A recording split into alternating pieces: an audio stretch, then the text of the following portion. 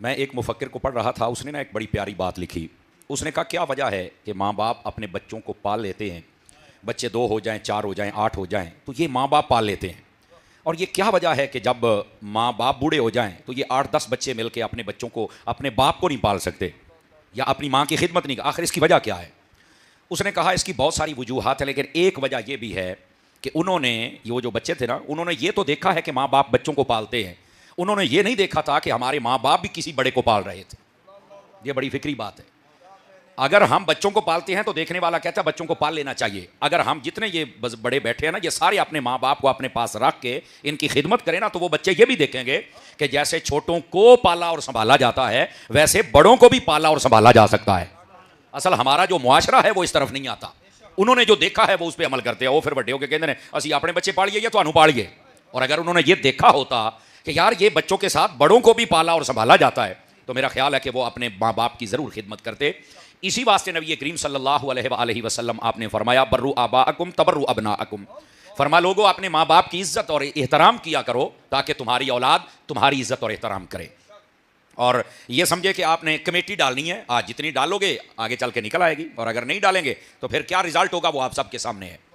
نبی کریم علیہ السلام نے فرمایا اسی حدیث شریف میں, فرمایا عفوا نساءکم تعف نساؤکم, فرمایا اگر تم چاہتے ہو کہ تمہاری عورتیں پاک دامن رہیں تو فرمایا پھر لوگوں کی عورتوں کو پاک دامن رہنے دو, پھر غلط منہ نہ مارو.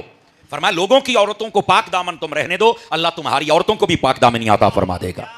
یہ ایک ایسا نقطہ ہے اگر ہمیں سمجھ آ جائے تو ہمارے معاشرے کی آدھی سے زیادہ خرابیاں درست ہو سکتی ہیں. اگر آپ محسوس نہ فرمائیں تھوڑا آگے آ جائیں گے, مہمان آ رہے ہیں, اگر مہربانی فرمائیں, اگر تھوڑا شفقت کر دیں آگے تشریف لے آئیں, اللہ کریم آپ کو برکت عطا فرما دے. جس کے آگے جگہ خالی ہو وہ آگے تشریف لے آئے, نہ خالی ہو تو مسئلہ نہیں ہے. دوستان مکرم, اب اسی حدیث شریف میں ایک تیسری بات رحمت عالم صلی اللہ علیہ وآلہ وسلم آپ نے ارشاد فرمایا کہ جب تمہارے پاس کوئی معافی کی درخواست لے کے آئے تو اسے معاف کر دیا کرو. ہمارے یہاں عمومی طور پر کہتے ہیں جناب ہم نہیں معاف کرتے, اور آج کل یہ سوشل میڈیا فیس بک ہے تو اس کے اوپر نا ایک بڑے عجیب و غریب جملے چلتے ہیں. تو کہتے ہیں معافی ہوتی ہے غلطی کی, زیادتی کی نہیں ہوتی. وہ اللہ دیا بندیا ہر غلط چیز دی معافی ہوتی ہے. سمجھ آ رہی نا؟ آپ نے سنا ہوگا کہ بعض لوگ کہتے ہیں اب میرے کو نہیں غلط گال برداشت ہوتی. اللہ کے بندے غلطی تو برداشت کرنی ہے, صحیح تو سارے برداشت کر جاتے ہیں, یہ تیرے کو غلط نہیں ہوتی تو پھر کرنا کیے. تو ہمیں سمجھنا چاہیے جو ہم نے اپنے جملے بنائے ہوئے نا وہ ہماری ذہنی سطح کے مطابق اور ہمارے نفس کی گھڑی گھڑائی دلیلیں ہیں ہمارے سامنے, جبکہ قرآن و حدیث اس کے اپوزٹ بات ہم سے کرتا ہے اور ہمیں سمجھاتا ہے کہ تم نے کس چیز کو برداشت کرنا ہے اور کس کو برداشت نہیں کرنا. ارے غلط شے میں کو برداشت نہیں دی, غلط کرے گا تو صبر والا بنے گا نا.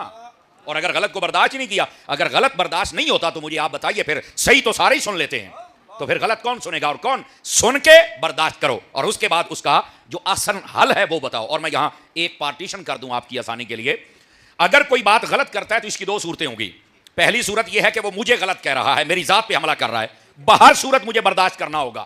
اب میں جوابی کاروائی یا انتقامی صورت نہیں لے سکتا. ہاں اگر وہ بات کرنے والا, حملہ کرنے والا, وہ میری وجہ سے شریعت پہ حملہ آور ہو رہا ہے, صحابہ پہ حملہ آور ہو رہا ہے, اہل بیت پہ حملہ آور ہو رہا ہے, نبی کی سنت پہ حملہ آور ہو رہا ہے, تو پھر زبان تے زبان رہی اسی گریبان چی ہاتھ پاواں گے. اصل بات یہ ہمیں اصل نا تعین نہیں ہے کہ کس بات پہ ہم نے کھڑے ہونا ہے, سٹینڈ لینا, اور کس بات پہ ہم نے سٹینڈ نہیں لینا. تو اس واسطے ہم سب کو چاہیے کہ ہمیں پتہ ہو کہ کس بات پر ہم نے جواب دینا اور کس پر نہیں جواب دینا.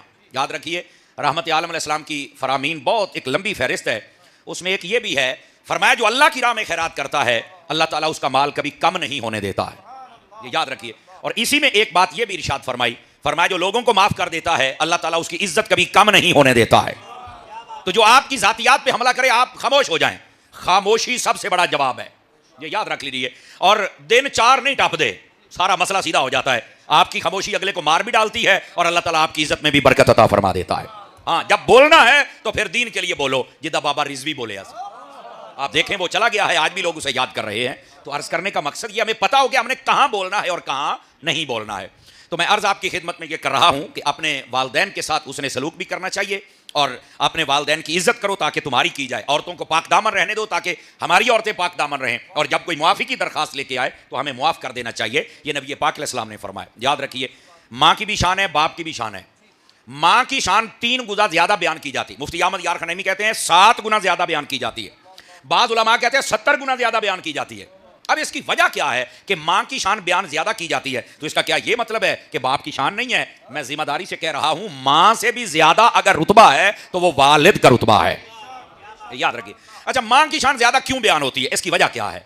سادہ بات یہ ہے، علماء فرماتے ہیں کہ بچے کی ولادت سے لے کر اس کے آخر تک زیادہ تر تعلق اس کا ماں کے ساتھ ہوتا ہے. چھوٹا ہے تو ماں دیکھ بھال کر رہی ہے، سنبھال رہی ہے، دودھ پلا رہی ہے، اور پھر اس بچے کو گلے تھے سکے تھے اس کو نہلانا دھلانا دودھ پلانا اس کی پرورش کرنا، تو بچہ ایک اٹیچ ہوتا ہے اپنی ماں کے ساتھ.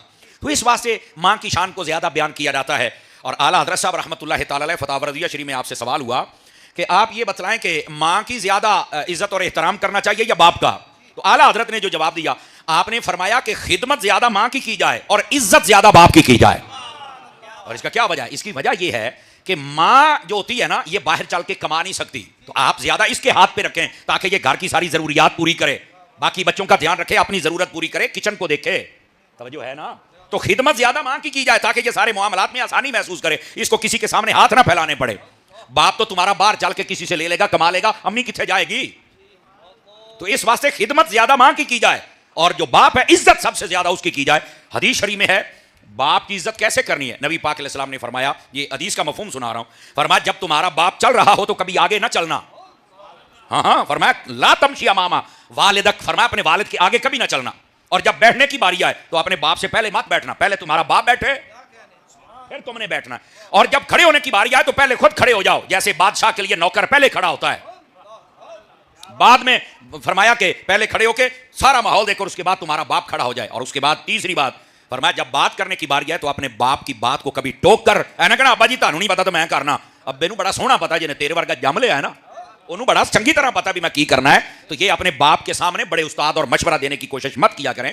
ہاں اگر آپ سمجھ رہے ہیں کہ بات بالکل میری ٹھیک ہے اور ابا جی کو سمجھ نہیں آ رہی، اگر وقتی طور پر وہ نہیں بھی مان رہے تو آپ خاموش ہو جائیں. تھوڑی دیر کے بعد جب طبیعت ٹھنڈی ہو جائے تو پھر سمجھائیں ابا جی گال اینج ہے، سمجھ آ رہی نا. وقتی طور پر جوابی کاروائی کرنے سے پھر مسئلہ خراب ہو جاتا ہے، اور یہی سے ہمارے مسئلے خراب ہو رہے ہیں. تو نبی پاک صلی اللہ علیہ وسلم نے والد کا مقام و مرتبہ اس طرح ارشاد فرمایا، بلکہ آقا کریم علیہ السلام نے ارشاد فرمایا لعنت ہو اس مرد پر جو اپنے باپ کو گالی دیتا ہے.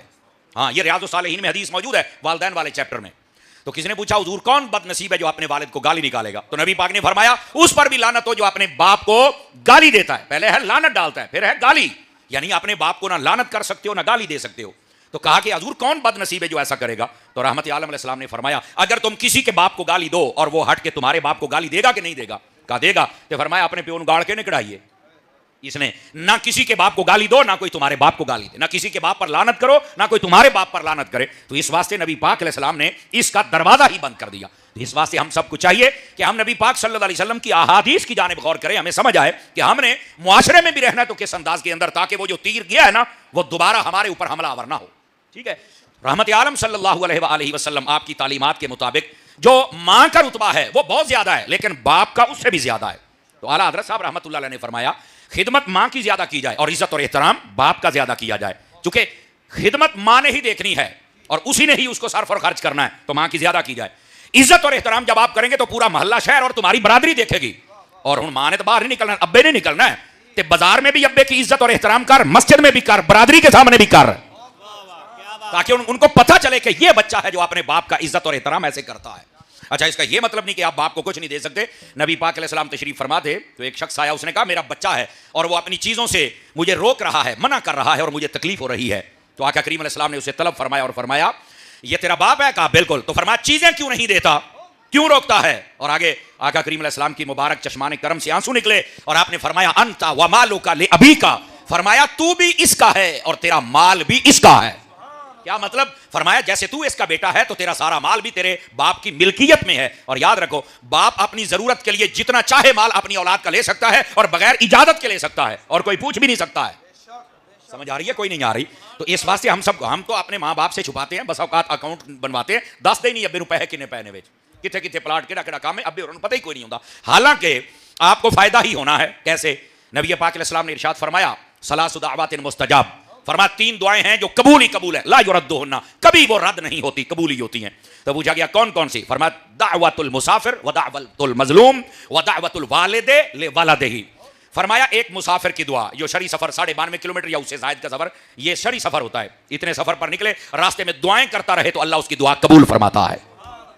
دوسرا بندہ مظلوم، جس پر لوگ ظلم کریں اور پھر یہ کہیں کہ میں تیرا کتے ہاتھ نہیں پہن دینا، میں تیرا کام نہیں، میں تینوں اینجی ذلیل کراں گا فلانا فلانا. یہ مظلوم ہوتا ہے کہ جس پر لوگ زیادتی اور ظلم کریں اور کرنے بھی کچھ نہ دیں، اپنے تعلق واسطے اور پیسے کی بنیاد پہ بدماشیاں کریں. تو فرمایا ایسا بندہ جب ایداں کر چھڑے نا تے اگلے فرعون دا ککھ نہیں بچدا. تو فرمایا مظلوم کی بد دعا یہ بھی بڑی جلدی قبول ہو جاتی ہے. اور تیسری فرمایا والد کی دعا اپنی اولاد کے حق میں، جب ابا دعا کر دیتا ہے تو رب اسے ٹالتا نہیں، رب قبول فرما لیتا ہے.